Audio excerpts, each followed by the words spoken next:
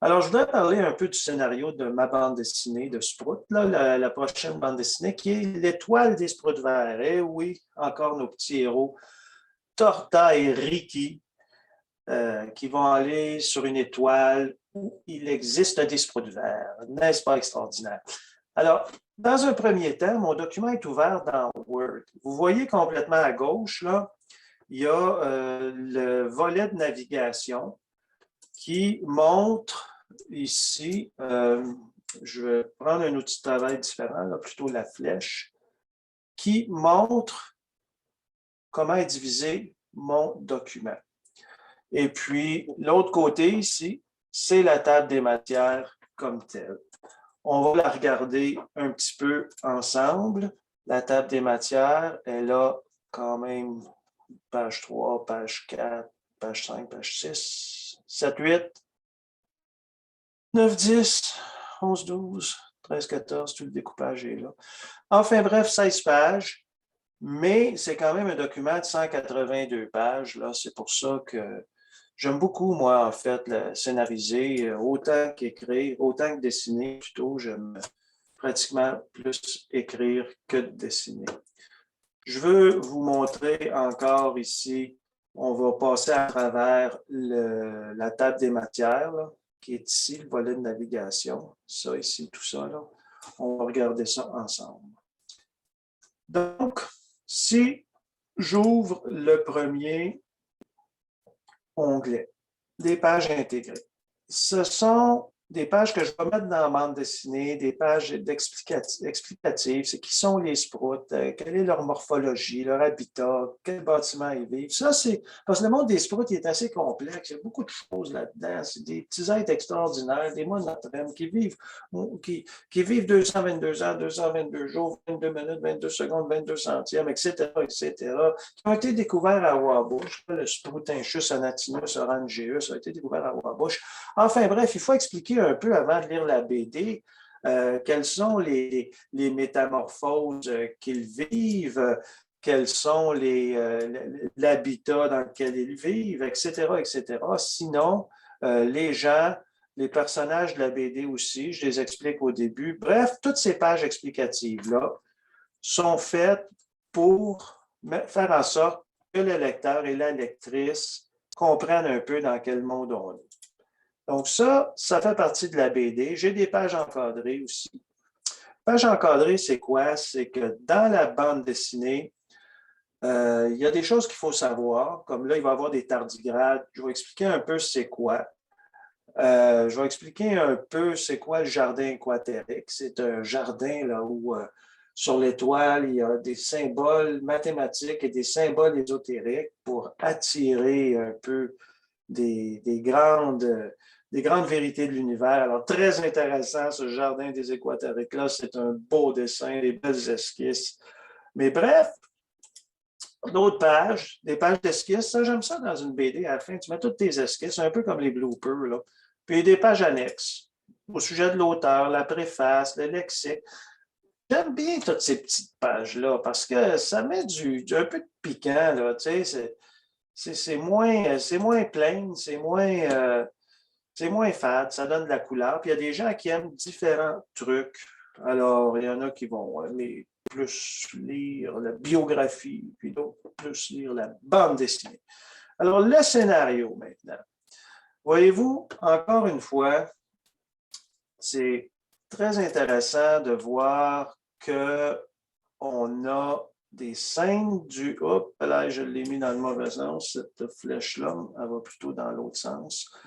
On a des scènes du début, puis ça va pouvoir s'ouvrir avec cette petite flèche-là, les scènes du dénouement, puis les scènes de la conclusion. C'est ça qu'on va regarder, disons juste les scènes du début, pour ensuite aller, parce que les scènes, c'est un peu comme au théâtre, OK, au début, ils sont où, ils sont là, qu'est-ce qu'ils font, ils vont dans quel bâtiment. Mais après, on va aller voir que celui-là, les scènes de découpage, juste pour que vous compreniez un peu comment je fais le scénario du livre de bande dessinée. Si on ouvre les scènes du début, alors on commence avec la scène dans le monde des sprouts. Vous voyez comme le volet de navigation est le fun ici. Alors, dans le monde des sprouts, si vous regardez à droite de l'écran en haut, là, en bleu, c'est écrit SC pour scène. Dans le monde des sprouts, vie paisible. Je ne sais pas si tout le monde est là.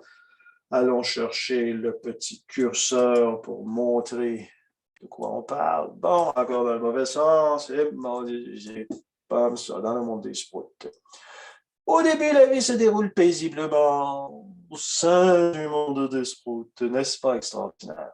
Enfin bref, la première scène. La deuxième scène, TR, Torta et Ricky marchent et parlent qu'ils sont des héros de BD. La troisième scène, Ricky Maugré contre Bob. Bob, c'est le dessinateur de cette BD-là. Alors, c'est un personnage également.